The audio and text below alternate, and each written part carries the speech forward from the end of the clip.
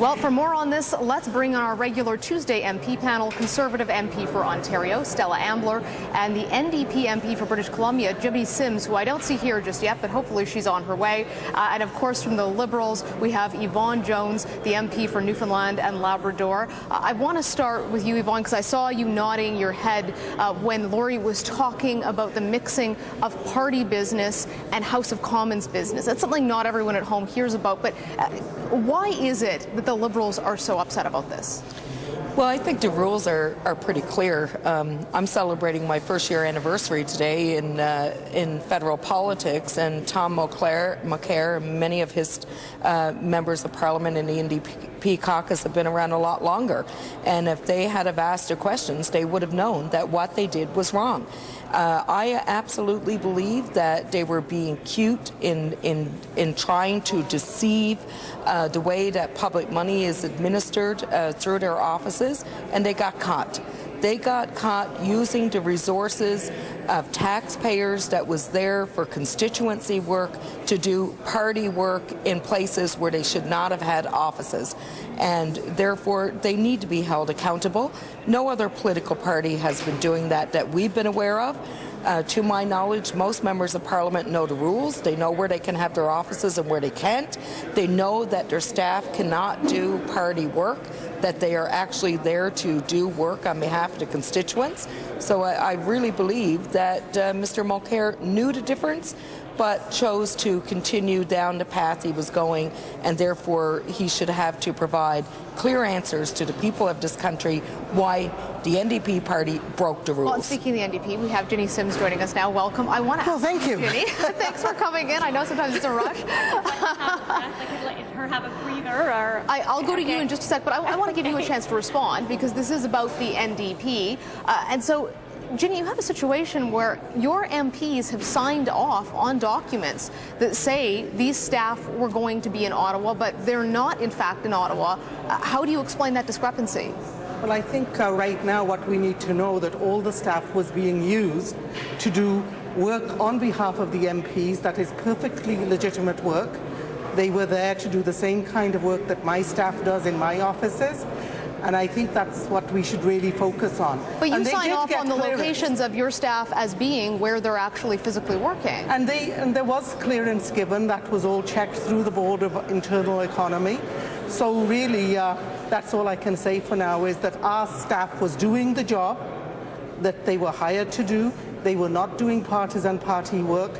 They were representing the MPs. Well, Stella, the House of Commons staff says that they didn't know that these staff were in fact in Montreal. Yes, the House clerk made it very clear. So the administration of the House has made it very clear that for 2.5 years they were under the impression that those offices were located in Ottawa, because we are allowed to have offices in our constituency and offices here on Parliament Hill in Ottawa. And so for a very long time, offices were operating in Montreal. And the NDP have stated clearly that they plan to do the same thing in Saskatchewan, where they have no seats. So what members of Parliament exactly are they helping? The sign on that door that we saw was very clear. It said NDP, and it had the NDP party logo.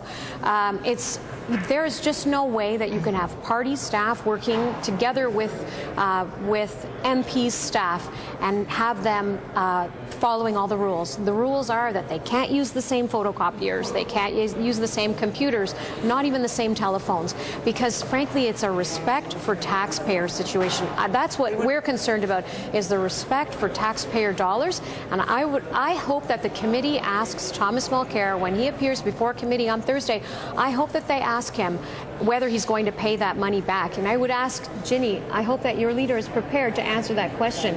Is he going to pay taxpayers back? Our leader is looking forward to appearing before the committee and answering all the questions and getting rid of a lot of these bogus arguments we're hearing. And one of the key things is we've got to remember that this staff was doing the work on behalf of the MPs, just like my staff does back in the riding or here in the office.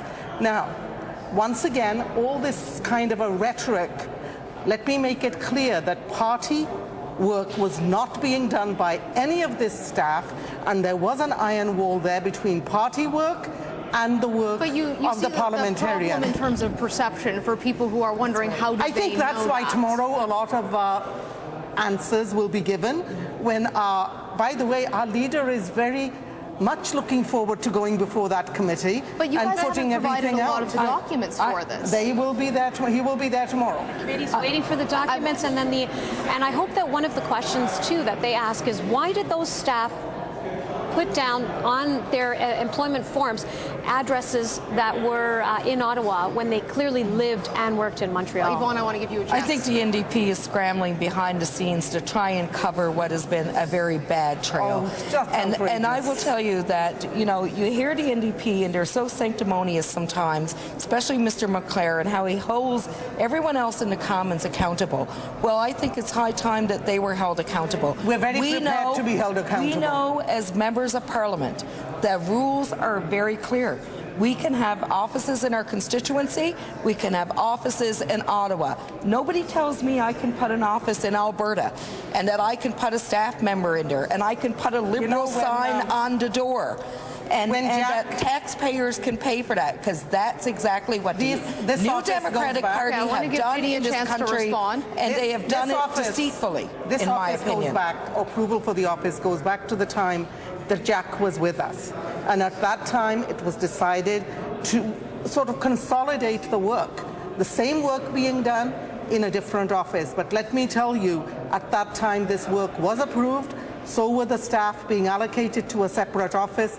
And let me say again, I'm very proud of my leader holding other parties to account, and we're always open to be held to account. And tomorrow, our leader, my leader, will clear many of the misconceptions that are being spun around so that the other two parties can avoid taking responsibility for what's going on in their parties. And you know what? Let's start talking about accountability. Which leader is in the House? Jenny, I want to stop you right there. Jenny, I want to stop you guys there because we have another topic to get to. So I have to. We have to change topics. Let's be respectful. Because we have to get to some more information. Another controversy this time, Stella, falls into your basket.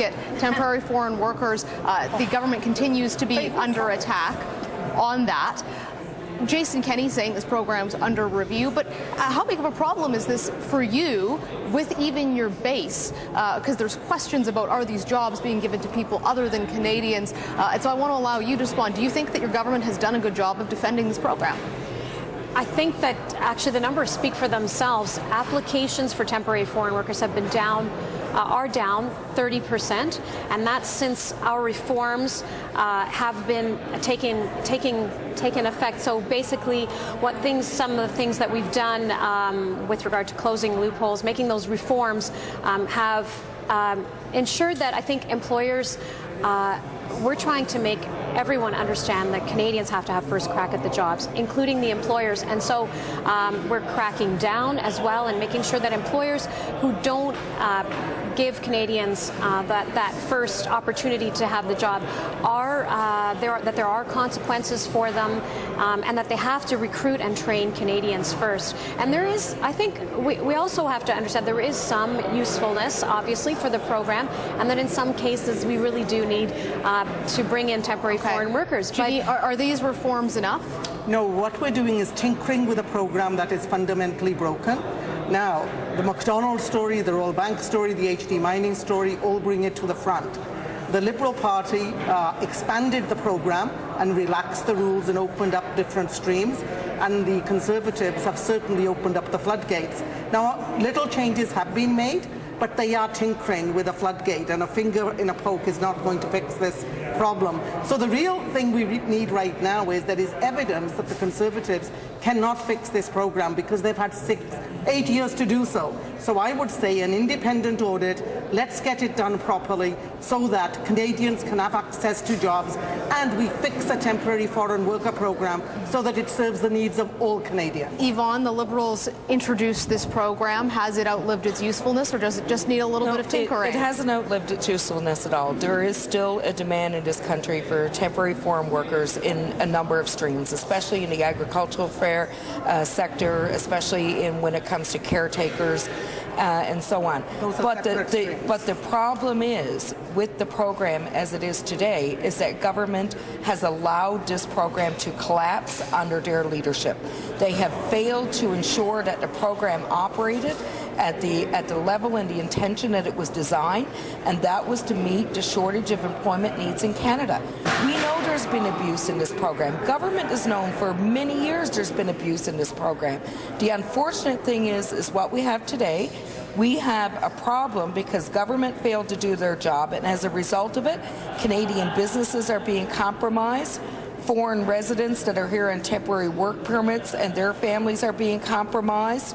You know, there's a lot of people that are I have to cut it off there. I love that we have three politically passionate women, but unfortunately, we don't have enough time for all of our views to be aired, so we'll definitely look forward to hearing more about this in the future. Thank you very much, all of you, for coming on today, and a very fiery panel today.